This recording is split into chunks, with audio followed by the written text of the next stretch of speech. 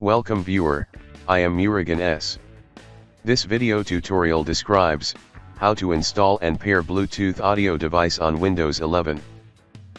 Click Start, Settings. Click Bluetooth and Devices. Turn on Bluetooth. Click Add Device.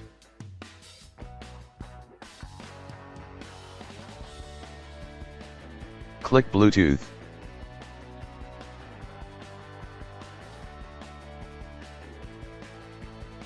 Select your audio device. Click Done.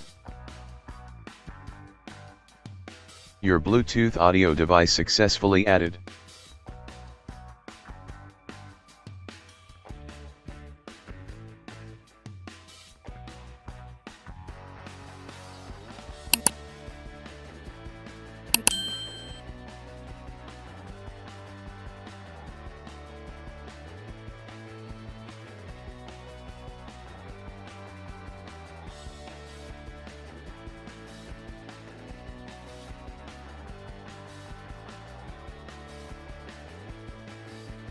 I hope this video tutorial helps to you.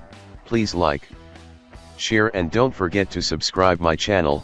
Thank you very much. See you next video.